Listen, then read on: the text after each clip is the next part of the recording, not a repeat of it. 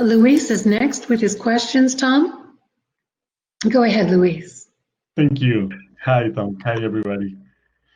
Well, my first question, hi, Tom. It's really related to what Titi was asking. So it's called choices with mixed results. So you often say, Tom, that learning from our choices is the most important thing and not trying to know what the right choice could be. Make the choice and then watch the results, you say. But sometimes the results are pretty mixed. For example, if I quit a job or leave an organization that I was a member of for many years, I could find myself being more authentic, happier, willing to, and wanting to help others, since I released a big chunk of my self-image and the resentment that comes with faking it for that long time. But many people could disagree with my choice. People or even friends could turn away from me because they don't approve of the different path that I wanted to take. They might think it is selfish due to the important role that I could have played in that organization, although frankly, from my point of view, it defied the purpose to play that role if I didn't see a path to grow and evolve the quality of my consciousness. So yeah, I could have made some people angry or uncomfortable or sad. So how to balance or assess the effect of my choice regarding the entropy it reduced in my life and the one that apparently raised or seemed to raise in others?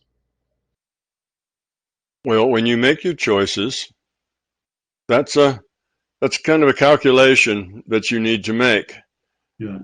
You say, well, okay, what are the upsides and what's the downsides for me to make this choice? So you change careers, you do a major career change, leave a place where you feel very, stultified. You can't, a very low growth environment, and you want to move to a higher growth environment, and you realize it's going to upset some people that you do that. Well, you have to consider those people. You have to say, well, all right, I'm going to upset a bunch of people, and how is that going to work out? What's that actually going to do to them? How is my choice going to affect them and their choices? Now, we can take a couple of examples at opposite ends. Let's say one of the persons it affects is your family. Let's say you have a wife and 6 kids, and and you make a pretty good income and they're all doing all right, but when you decide to quit your really high-paying job for something that pays only 1/10 as much, how is it going to impact that wife and your 10 children?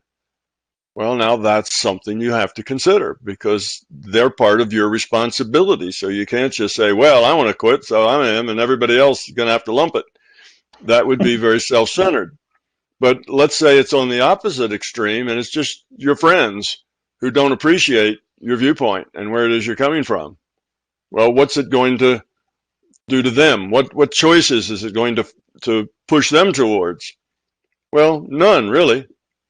They have their own lives, their own careers, their own families and things. It's not really going to put pressure on them to do anything at all. What it does do is it gives them an opportunity to grow up and maybe see a little picture, or maybe just continue to care for you or that friendship, no matter what it is that you do, because it's not really about, if your friendship was only based on the role you played at work, then it wasn't really a friendship to begin with. It was something that was just played out intellectually. And it's probably better for that to go away because it really wasn't based on anything substantial. So it gives them an opportunity to see something and maybe grow from it. They may say, well, Lewis, left the job for, let's say, ethical reasons. He didn't like his job because they were always asking him to do something that was unethical or marginally ethical or something like that. Maybe I should think about that. My job makes, ask me to do things that are kind of marginal too. Should I leave it or not? And why? So you may end up causing them to consider other issues, just like you did, to see things, and they may come to the opposite conclusion. They may say, well, yeah, I don't really like that so much, but it's better than the alternative. And they decide it's better than the alternative, so they just keep doing it. And if that's their choice, then that doesn't mean that you shouldn't be friends with them. That's just their choice. And, so it may give them some choices that will help them grow up. And if they make that choice badly, you're going to say, well, if he's going to do that, then he probably thinks I'm not very ethical either because I'm still in that situation. So, I can't be friends with him. Well, that's just, they made a poor choice. They made an ego-based choice based on an assumption that probably wasn't true. Well, when you make ego choices based on assumptions that aren't true, you usually end up in a worse place than you were before. Well, they would, and the worst place would be that you're not friends anymore. So they lose that. And what you lose is a friend who really had a lot of ego and made bad choices, which is not such a bad thing. You'd like your friends to be good people that help pull you up, not people that drag you down. So it works out good for everybody. So, you can't make everybody happy all the time. You have to do what you think is right. You have to take into consideration your responsibilities. And you have to look and see how it's going to affect other people. And if you look at all of that and say, well, the best thing to do is just, leave this job and do something else. And okay, my family's on board with it because they don't like me being grumpy all the time anyway. I'll be a much better, more attentive father, more attentive husband, and so on. If I'm not in this high pressure spot, then my family's all on board that we're going to have to stop taking, vacations to Acapulco for a month every year. That we're going to have to not do those kinds of things.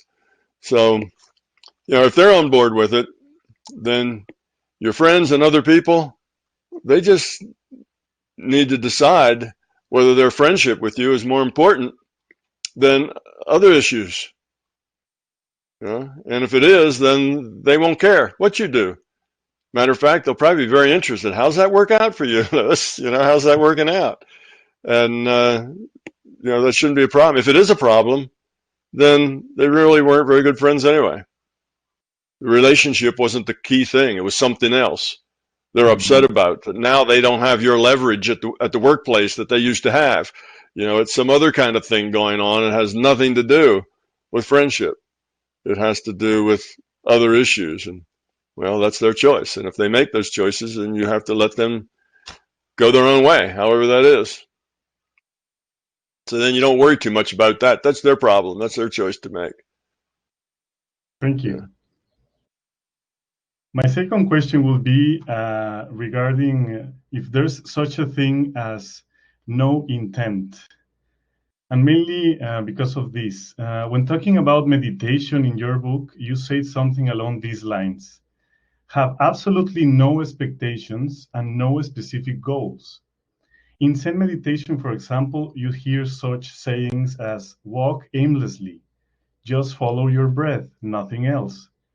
Is a point consciousness meditation a practice of no intent or just no goals and expectations?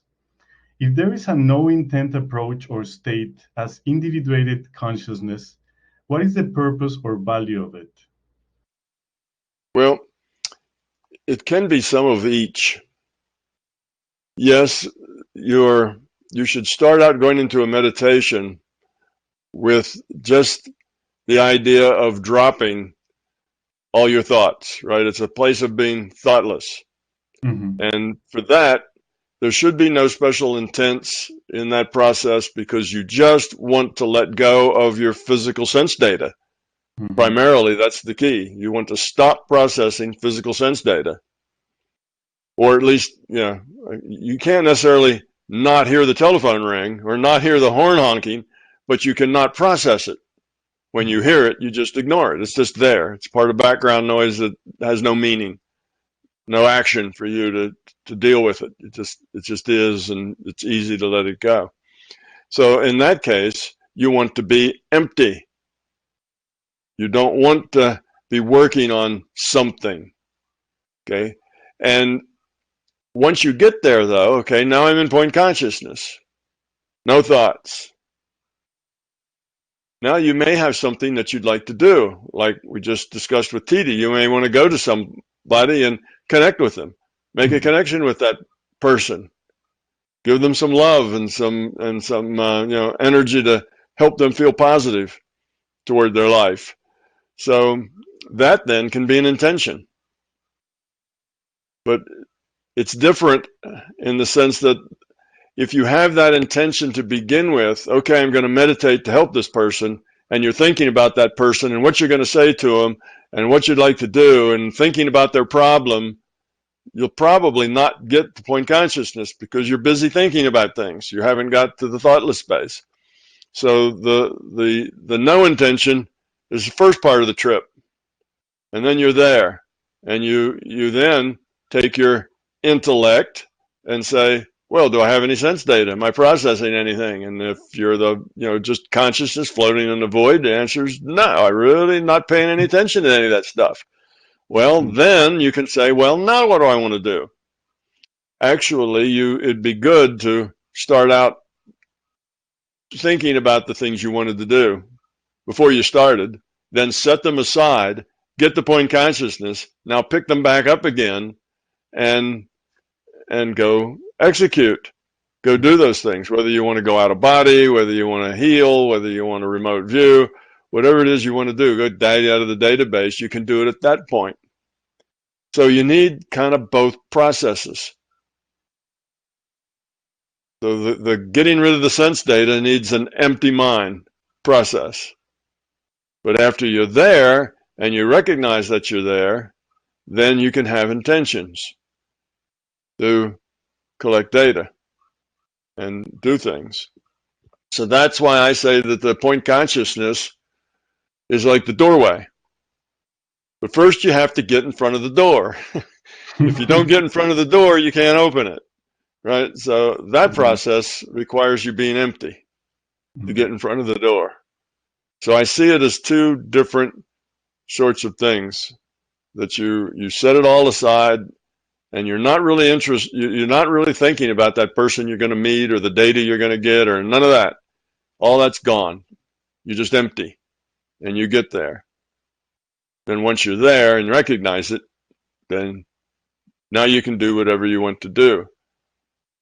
But again, it needs to be, most of your direction and your intents to be powerful need to come from the intuitive space, not from the intellectual space.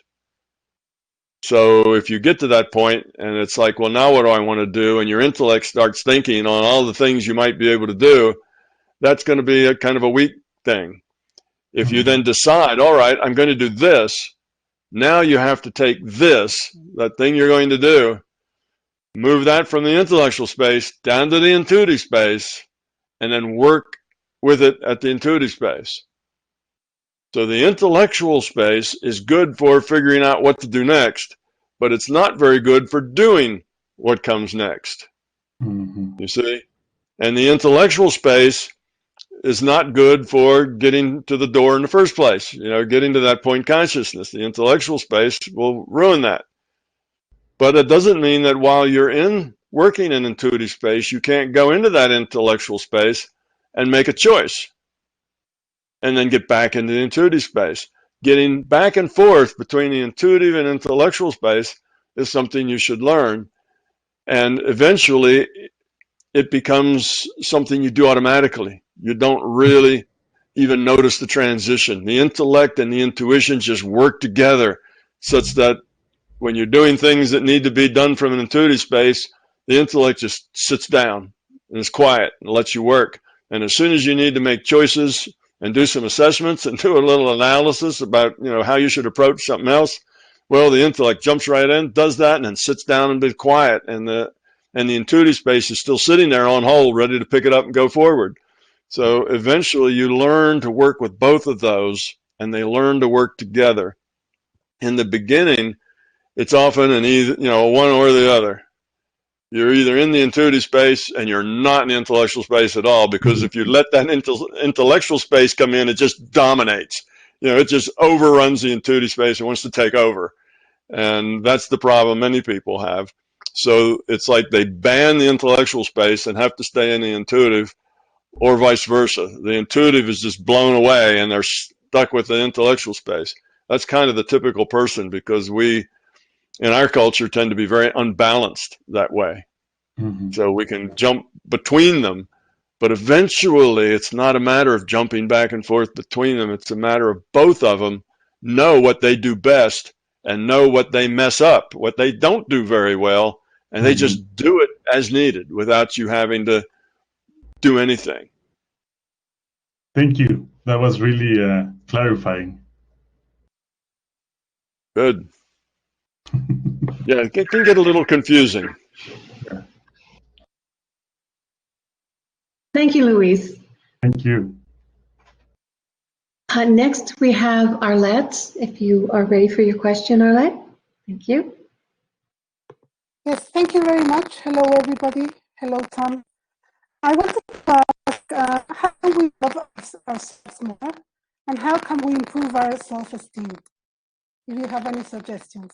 Okay, what was the first question? I got a lot of static while you were speaking. Yes, it is. How can we love ourselves more? Okay, and how can we build better self-esteem? So it's having a more positive attitude toward ourselves. Yes. That's a very, very important thing. If you don't like yourself, if you're negative towards yourself, then that creates a host of other problems, because that's basically a fear of not being adequate, not being good enough, not being, valuable, having little value. You have all this negative attitudes towards yourself, and if you have that, then it's very difficult for you to grow or to be. Every time you reach out to do something or whatever, you kind of stop and you halt yourself. You get in the way and say, oh, well, I probably couldn't do that. Oh, that probably wouldn't work anyway. No, there's no point going there, and if you convince yourself of that, then it's hard to get anywhere, because you feel so negative about yourself. So you have to start with, why do you feel negative about yourself? What is it? Why do I feel that negativity? Where did that come from? And that's often helpful for people who feel negative about themselves, because they will find out it didn't really come from you. It's not that you were just born feeling negative about yourself. It came from your experiences, and usually as a young child. You were put down a lot. You were looked over. You were, treated as though you were insignificant, that sort of thing. And when you get treated that way as a child, you begin to believe that that's because that's what you are, that you are insignificant. That's why you get treated like that. And now you can go up and, 50 years later, you still have that same feeling that you had when you were 6 years old, or 8 or 10 or whenever.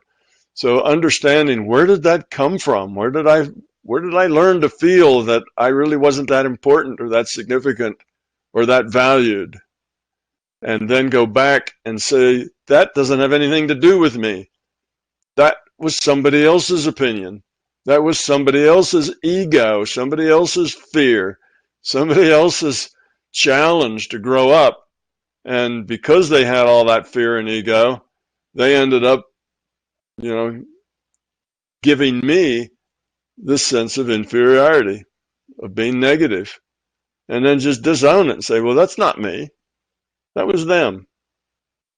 That then will give you an ability to start doing things differently.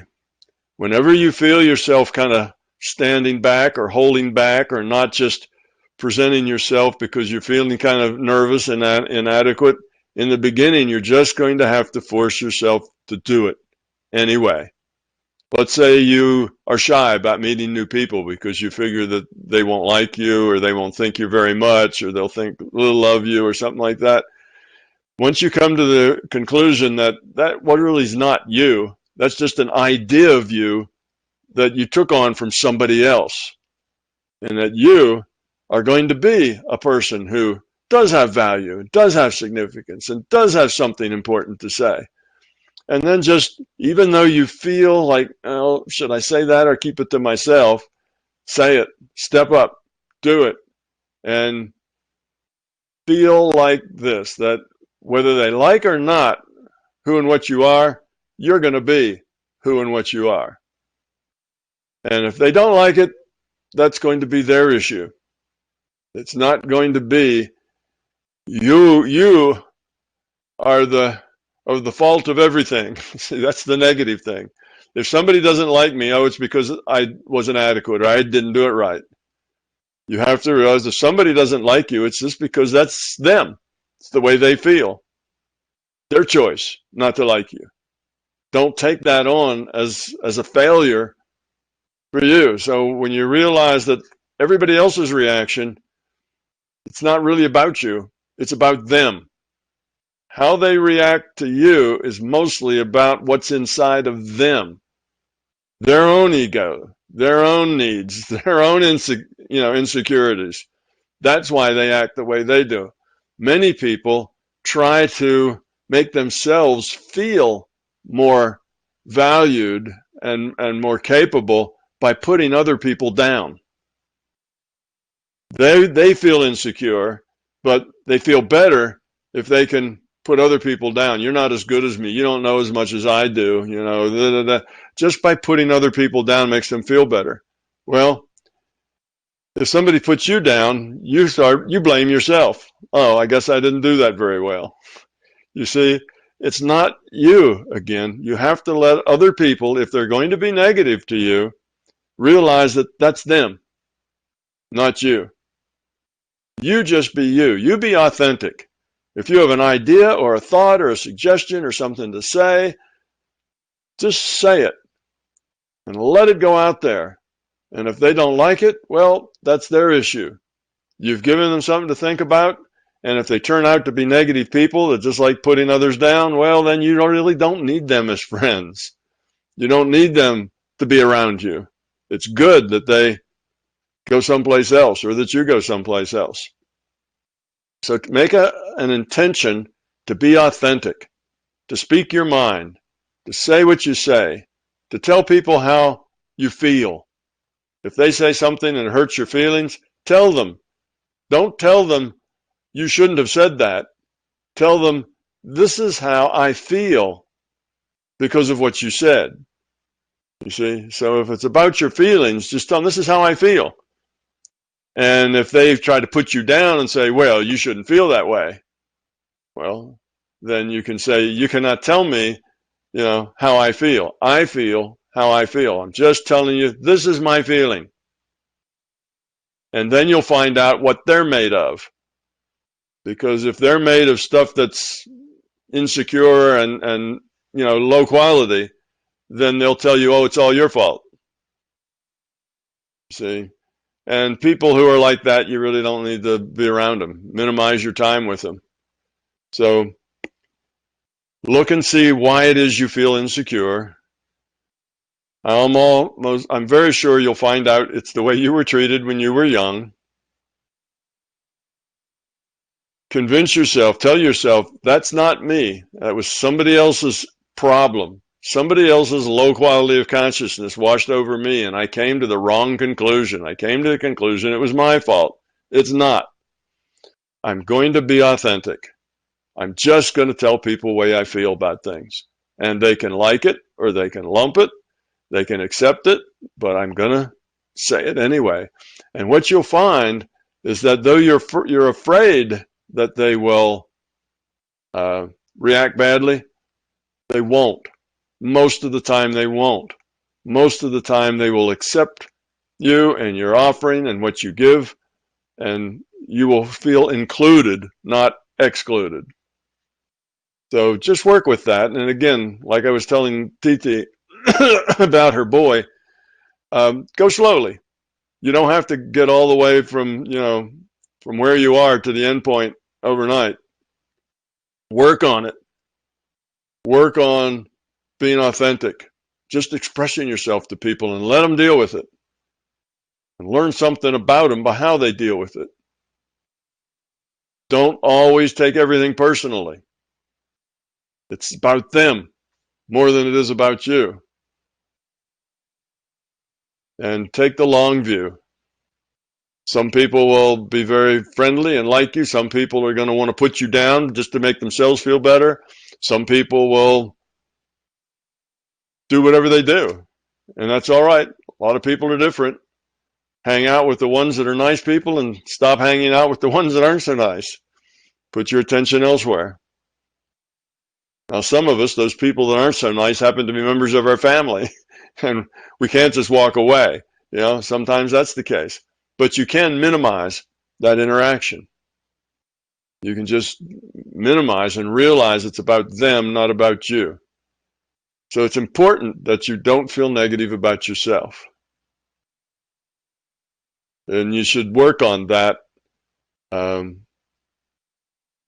slowly, but continually, by showing yourself who you are, speaking up, engaging. Tell people how you feel. If they say things that make you feel bad, tell them, this is how I feel when you say that. Not an argument, not a justification, not an explanation, just telling them a fact. This is how I feel.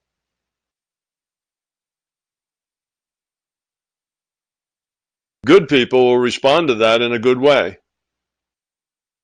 People who are arrogant and self-centered will respond to that by pushing at you harder. Just ignore it.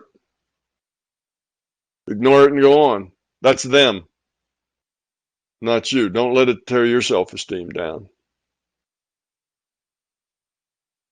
I know it's so much easier for me to say than to do, for you to do, but work on it a little bit at a time. Keep your intent pushing on that, and it'll come.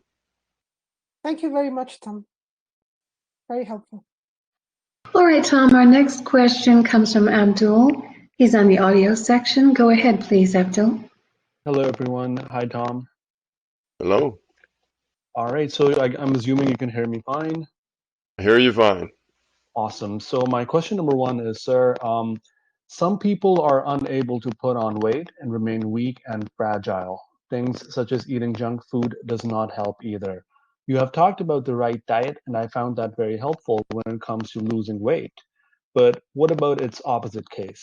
Why are some people underweight even when their diet is good and full of junk food?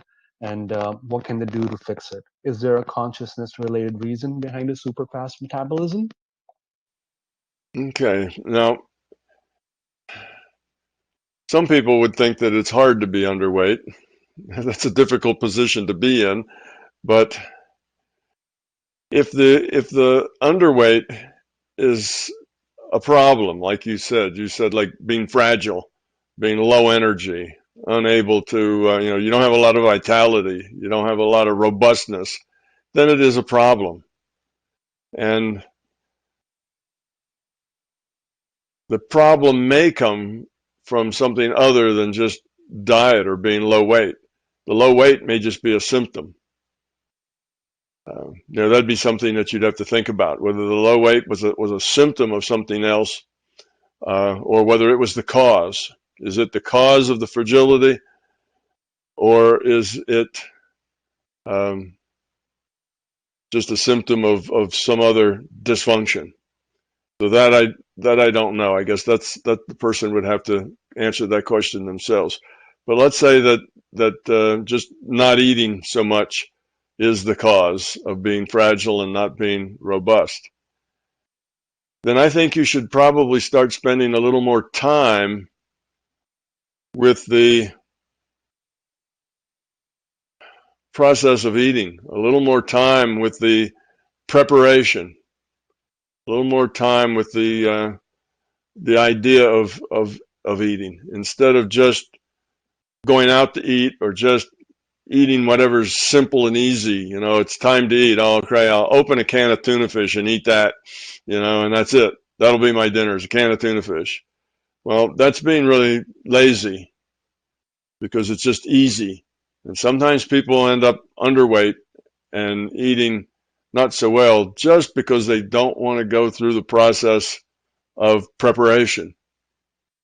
Well, if you care about a healthy diet and you care about getting a balanced diet, then you may need to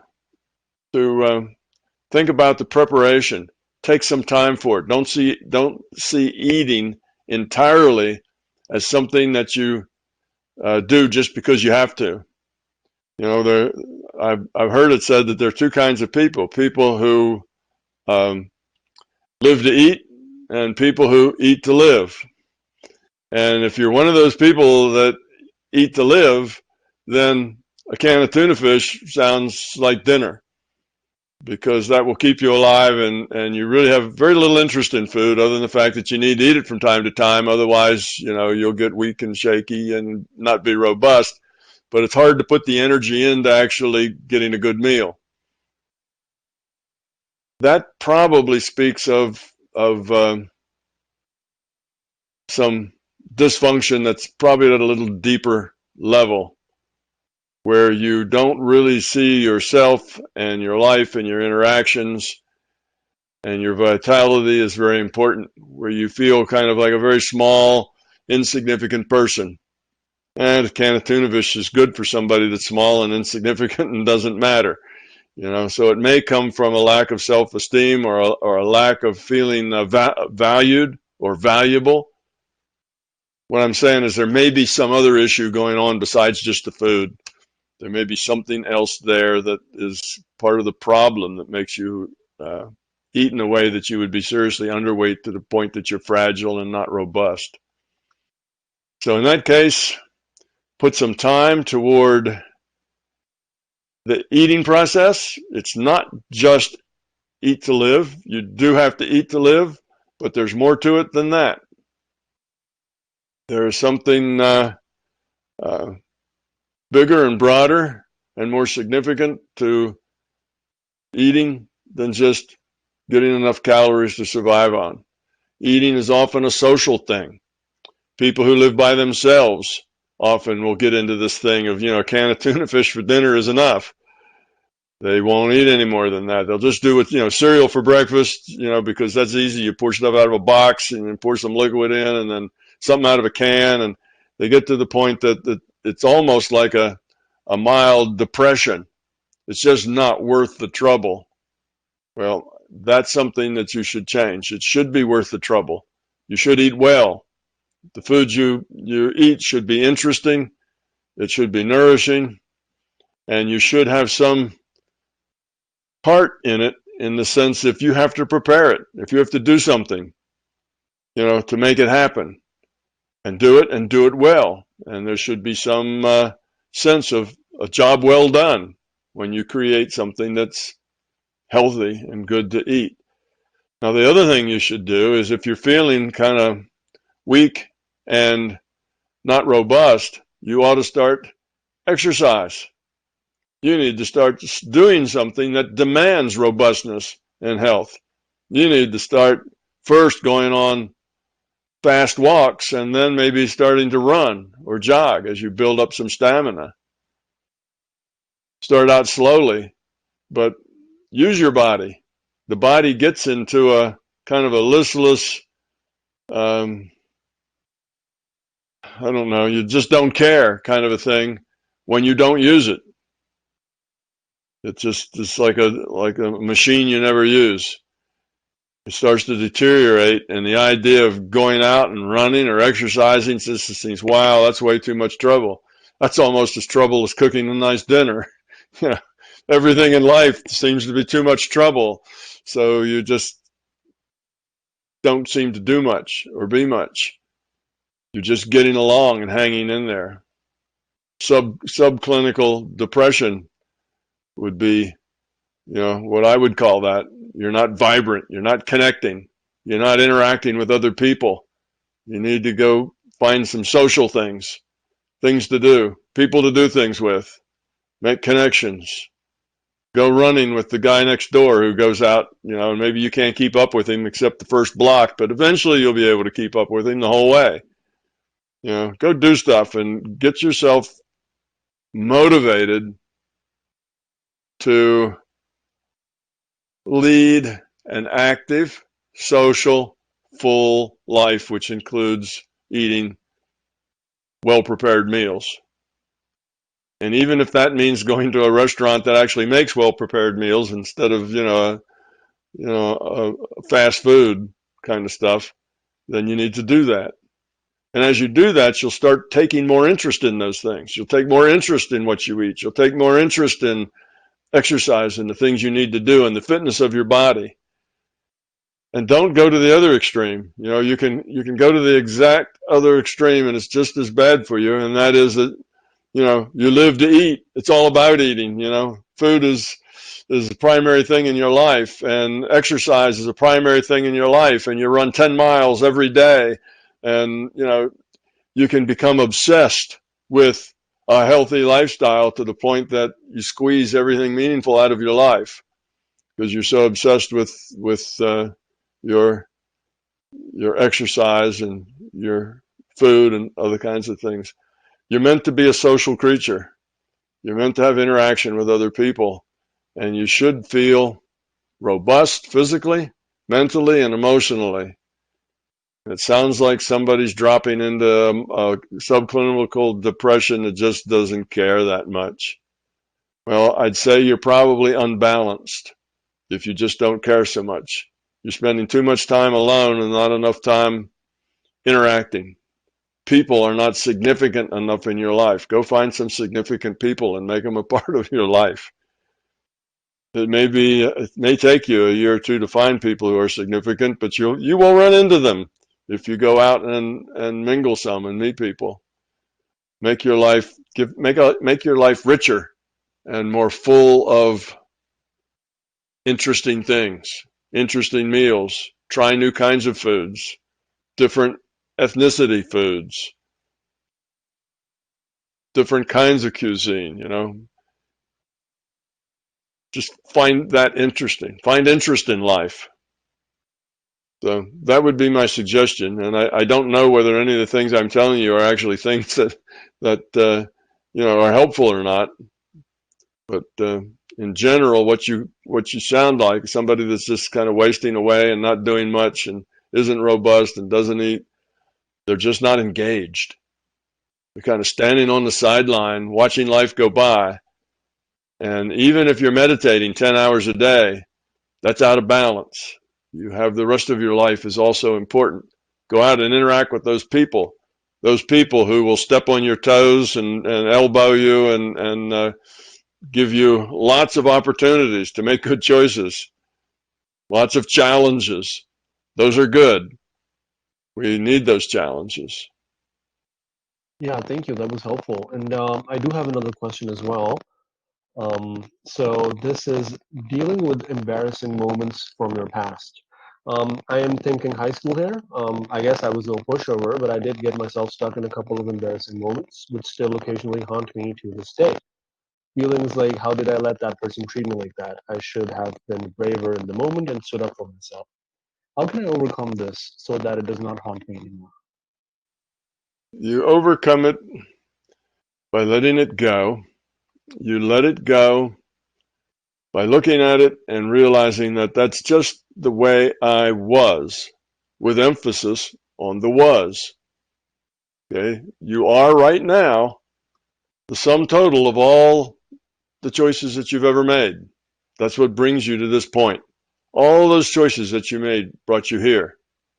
Okay, so whatever it was that you did, it was part of your process of growing up. It's part of the choices you made. Now, when you make choices, you should be able to benefit from those choices, both at the time you make them and years later.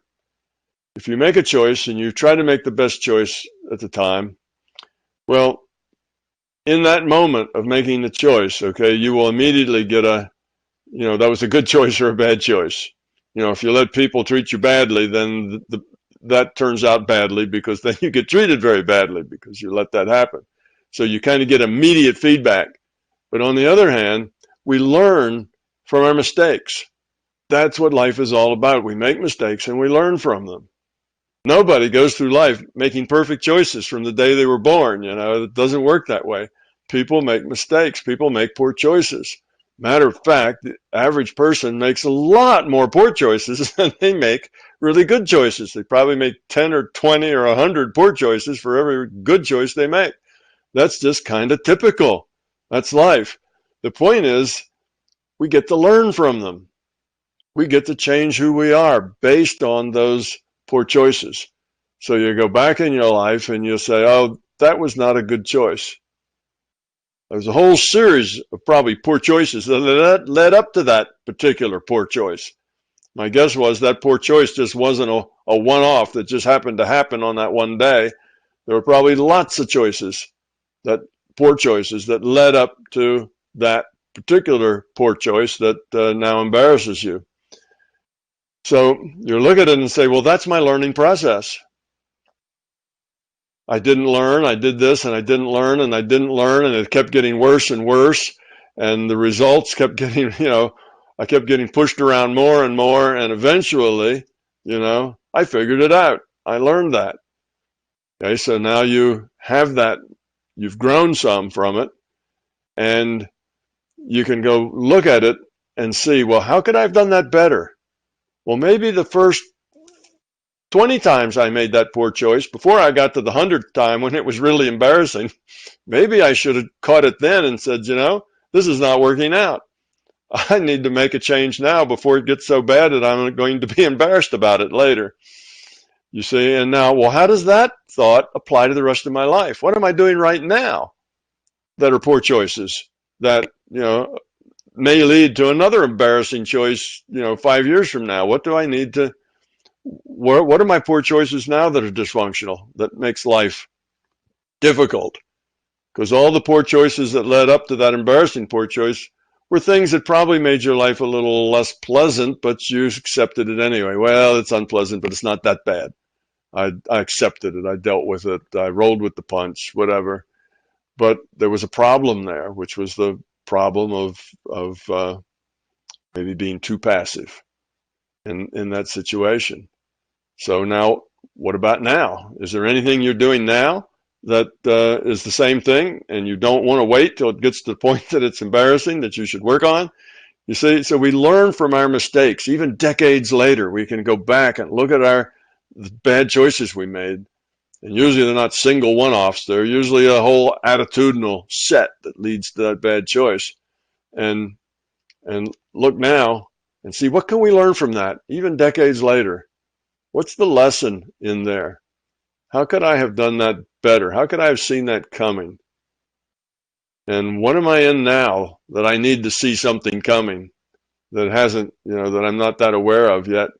So that's the way life works. We have stuff happens, we make choices, and then we learn from those choices. That's just the nature of life. So the fact that you have made mistakes, even embarrassing mistakes, is nothing different than anybody else. It's just the way it is. Everybody makes poor choices in their life. We tend to make a whole lot of them when we're younger. We tend to get a little better at making good choices as we get older. But that's not necessarily always true, but that tends to be mostly true. So realize that every choice you made has led up to you being who you are now. And who you are now has a lot of potential. Has a lot of potential because of the things you have learned, the things that you see on your plate, the places you know of that you're headed toward, how you're going to be in the future. You got all this potential, and you're there because of all the things you've done, all the lessons you've had along the way. So don't look at these things as a negative. Oh, how could I have done that? I'm so embarrassed. But say, well, that was me. I did that because I had lessons to learn, and that lesson kept getting harder and harder until it got to the point that it was embarrassing and finally caught my attention, and it helped me change. It was a good thing. That needed to happen. That needed to happen that way. Otherwise, I'd still be on that same path of making those same bad choices. So you realize that most of those things that you find embarrassing are usually things where there was a turning point and you grew from them because it finally got bad enough to get your attention that something needed to change. So you might look at those things and say, wow, I look at those and instead of being embarrassed, you should say, I'm really glad that I finally did get it in those instances, and that they did help me make changes in my life. They showed me where it is I didn't want to be. It showed me things that weren't functional. And I needed that. And sometimes you need to be hit between the eyes by a 2x4 to get your attention that something's dysfunctional. You just excuse it and pass it off and live with it until it's so bad that it's embarrassing. But it takes that much to get your attention to do something about it. So most of those are like turning points. Not always. But what I'm saying is that in general, don't look back at the past and feel embarrassed or feel that you've done something horrible. Feel good that you've learned something from it. You've grown up. You've seen the error. You're now doing it better. And you're one more step toward that positive evolution of your consciousness. And that it's all the sum total of who you are now. And then look at the potential of where you can take it now because of what you know and what you've learned and what you understand. You see, the future has lots of potential. And all you have to do is just keep learning those lessons. And the more you learn lessons, the easier it is to learn the next lessons. The lessons get harder, but your ability to deal with them gets easier and easier as time goes on. So look at it as a process that's been working. All right, some embarrassing moments that you've made some really horrible choices, but that's part of the growing process. Accept it and go on. You know, you still don't have to go out and, write a story about it or, tell everyone. It can still just be your own secret of bad choices you made. You don't have to go out and make it public. You could, if you wanted to make sure that it no longer was a secret that haunted you, you could just make it public, and then at least it's no longer a secret, and you will have kind of dealt with it, out in public. Sometimes people do that. They have to tell people and then get the reaction and admit it and go on. Whereas if they don't tell anybody, it's kind of the secret that it's always a secret to them. But it's not necessary to tell anybody. It's just necessary for you to accept it as part of the growth path you were on that brought you now to this wonderful potential where you are now. Awesome. Thank you. That is really helpful. Thanks. Thank you, Abdul. Next, we'll have Carolyn, please. Go ahead. Hello, Tom. Can you talk about how your sense of identity has changed or shifted during your process of spiritual evolution in this lifetime? Was there like a specific point at which your sense of identity shifted out of being a human being called Tom and into being consciousness itself? Like, to what extent do you still identify with being a human being? See, that's a hard question. Identify with being a human being. Well, I'm perfectly aware that I'm an individuated unit of consciousness and that I'm operating this avatar, and this avatar in this particular virtual reality is called a human being. Okay, so that is knowledge I have, and I am glad to be here and be this human being, as a consciousness, because being this human being gives me challenges and opportunities that I wouldn't have if I wasn't here. So being the human being, I see, is a really good thing because it makes me interactive with other people. And as I interact with other people, I have two big opportunities that are important. One is I get to be helpful if I can be helpful. And two, I get to learn things and make choices and try to make good choices.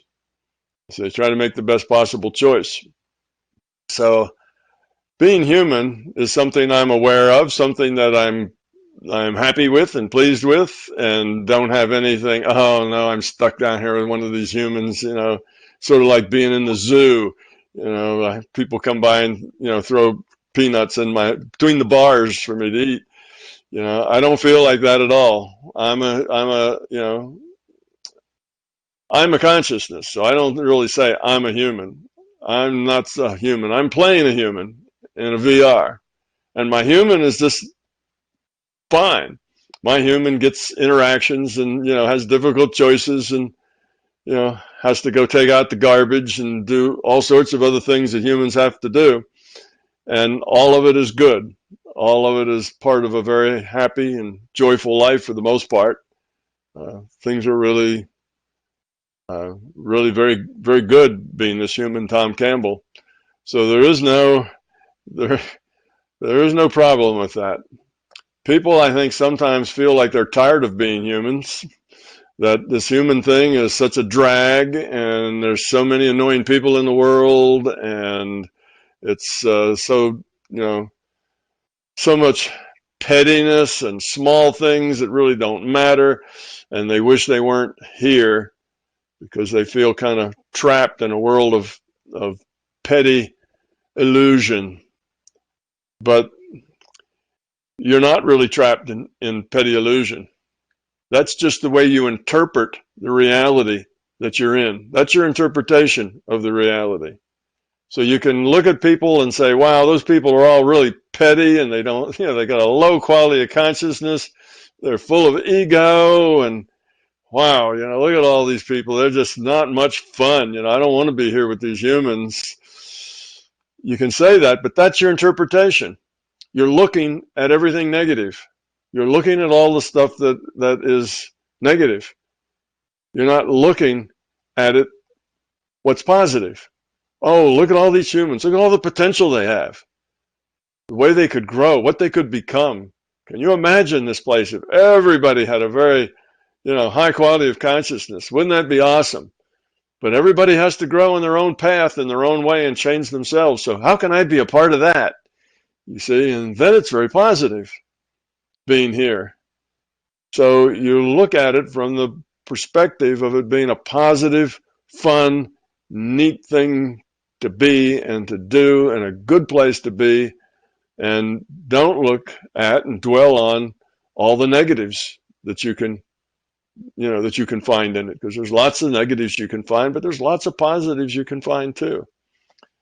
So as far as my own development goes, and being consciousness as well as having this avatar, that boundary has pretty much blurred to the point that I don't see that as two separate things. I don't see me, the consciousness, the IUOC that, can fly around out of body and do this and that and sit down, and have a chat with the larger conscious system. And, I don't see all that as a separate thing to what I am physically with the avatar.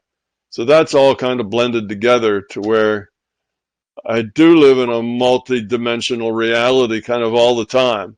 And I don't see it in terms of this reality and that reality. The whole thing blurs into just one bigger reality that has more choices and more things going on in it.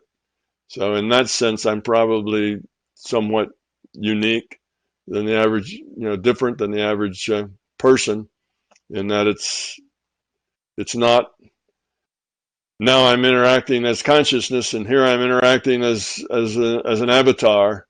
I kind of interact as a avatar that's perfectly aware that I'm also consciousness, and I can do both of those at the same time, interacting just whenever. Like I said, that eventually your intellect and your intuitive part, it's not one or the other. It's just both of them do whatever they work together like a team. Well, it's sort of like that with your consciousness. You and your avatar, your IUOC, your avatar, it all working together as a team. Larger conscious systems on your team too. So when you kind of have that team mentality, then you're not just an avatar and you're not just an IUOC. You're something else. You're a part of a larger thing that's got purpose and making progress. So that's a little different, I guess, to come up with something that was different. But to what extent are you still driven by your human instincts? Well, I don't know that I'm driven by them as much as I accept them. Being driven kind of sounds like you're out of control. You're being driven. Somebody else is driving you. And I have instincts because I'm an avatar of this human animal, and this human animal, like all the other animals, have instincts. And I accept those instincts, and I'm very careful not to get crosswise with those instincts. In other words, I don't want to try to be in ways that are a contradiction to my instincts. I have to work with them. I don't have to be driven by them. I don't have to be a slave to them, but I have to be aware of them, and I have to accept them, and I have to give what I can give to them. In other words, you have instincts that are around procreation and survival, right? Those are the two criteria in our virtual reality that are key for evolution. Survivability and procreation. So that's sex and staying alive. Those two things are important things to do. And you don't want to get to the point that you deny that you have those, and you don't want to get to the point where you're doing things that are kind of against those instincts, because when you force yourself to go against your instincts, you're going to force yourself into being neurotic. Your avatar has instincts to do things, and if you push yourselves to do things that are contrary to those instincts, you're just going to cause havoc in your avatar. Your avatar is designed to instinctually, your biochemistry, instinctually, it does these things we call instincts. It's not a choice. Your instincts aren't something you've decided is a good thing to do or not a good thing to do. It's just the way you are in this avatar. So you might as well accept that and go along with it as much as you can. But where those instincts are something you can't go along with, well, you don't have to be driven by them. You can say, well, okay, I can accept this, this, and this, but that needs to change a bit. That's a place that I don't want to go. But I can't make that all of my instincts. If I say, okay, I don't have anything at all to do with sexuality, that's an instinct. I don't care anything about survival. I don't care if they survive or don't. If you do that, you will end up causing yourselves more trouble, because your avatar and the rule set is pushing one way and you're pushing in opposite direction. Your avatar is going to get annoyed with you in that sense. Your biochemistry is going to be messed up. You're going to have your hormones and other things that affect your mood and other things, they're going to start to change. You're going to create havoc in your body. And you're going to create havoc in your psychology, because your psychology is involved in your instincts as well. So you have to say, yes, I'm a sexual being. Okay, that's part of life as a human. So you need to be a sexual being. You need to be a fully and complete sexual being, because that's being human. But that doesn't mean that you don't have any choices left after that. There's still ways that you can be a sexual being and still be, say, ethical or nice to people and not use people. You can modify it, but if you try to get rid of it or deny it, it's just going to make you neurotic. It's going to affect your psychology, and it's going to affect your body and your physiology. It's just not good. Avatars are made to do that. So you need to do that too, along with your avatar, and do that very gracefully. But if it puts you in a place that you think is unethical or not a good thing or a high entropy thing, well, then you can take your intellect and override it and say, no, yeah, okay, I'm a sexual being, but this is inappropriate. This is not a good idea. This is hurtful. This is a problem. So just because I'm a sexual being, I'm not going to do this, because that would be an inappropriate, unethical thing to do. But now over here are ethical things I could do. There's nothing wrong. There's no hurt, no high entropy. You're not hurting anybody on this other side. Then I can let my sexual being just run wild, if you will, just be, because that's the way it's supposed to be, you see. But there's other things that I won't let it run wild, because it's inappropriate. It's not nice. It's hurtful. It's going to hurt somebody else. So that's what I mean by you can't get crosswise with it, which just means you can't deny it. You can't control it completely, but you can modify what you do with it. So people get into trouble when they deny that they have a sexual part, you know. Sex is bad, sex is evil, I don't have any sex. Sex is not a good thing to do. Sex is scary, sex will get you in trouble, and it's all negative. And they go through life trying pretty much to be as sexless as possible. And what that does is make you neurotic, because that's not the way humans work. It'll make you angry, get you upset, make you judgmental, puff up your ego. You know, there's a lot of negative things will come out of that sort of an attitude that's contrary to the nature of the avatar that you're in. And same with the survival thing. You know, you should have some instincts to survive, because you would like to keep on being part of the solution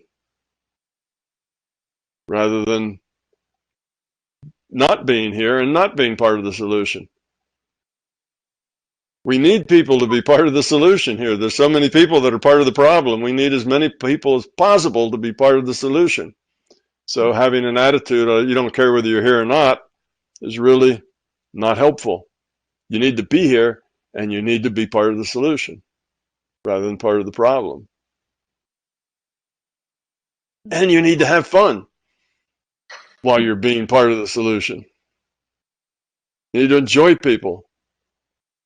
Enjoy yourself. Yeah, life is about having fun, finding joy. Thank you very much. And then I have like a second question of if you could give me an advice, or if it would be possible to heal like a person with a delayed sleep phase disorder.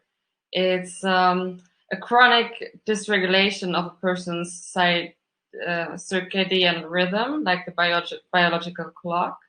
And compared to those of the general population and societal norms, the disorder affects the timing of sleep, peak period of alertness, the core body temperature, the rhythm, and the hormonal or other daily cycles. And the people with DSPD generally fall asleep some hours after midnight, fall asleep more difficult, and have difficulty waking up in the morning. So it's like basically affecting their whole life. So it's like wondering, like, what would you do to help a person like that? Well, it kind of depends on why that person's like that. You know, how did they get into that position? Let's say that they just got there because not from any dysfunction, not from being, you know, depressed. They're not trying to avoid people. You know, you don't have any of those kind of negative things. It's just their biology seems to be a little off from everybody else. I would say, one, if it's not a big problem for them, then they shouldn't worry about it too much. In other words, if you find that you want to sleep during the day and stay awake at night, then go get a job on the night shift. They actually, night shift jobs pay more for doing the same work, because it's hard to find people that'll want to do them, you know. In other words, like take Bob Monroe. Now, Bob Monroe, when I knew him, he was about 50, up 50 in the 60s, going toward late 60s and 70s. But Bob would sleep and not sleep off and on all day. He didn't have really an awake time and a sleep time. He would sleep for 2 or 3 hours and then get up and interact for 3 or 4, 5 hours, go to sleep for 2 or 3 hours and get up and interact. And you'd find him bright-eyed and bushy-tailed at 3 o'clock in the morning. You might find him taking a nap at 2 o'clock in the afternoon. You know, he didn't have a regular, you know, you're awake and you wake up in the morning, you know, you do your work at day and then you go to sleep at night. He did not do that. His day and night and work time and rest time were all just kind of broken up into bits. So his awake time generally didn't last more than 4 or 5 hours. His sleep time didn't last much more than that either. And he slept when he was tired and worked when he wasn't. And because he was retired, and because his family could deal with that just fine, then it was okay. He just lived that way, and it wasn't a problem. But if you are that way, and you have a job, and you have to be at that job at 8 o'clock in the morning, and you have to get up at 6 in order to be there by 8, and your body just won't, just doesn't want to get out of bed at that time, and then you have a hard time going to bed when it's 11 or 12 or 1 o'clock, you still want to stay up and do things, but then you can't get up in the morning, then life is going to be a little harder for you. You're going to have to set an alarm that's real loud that you have to actually get out of your bed to turn off.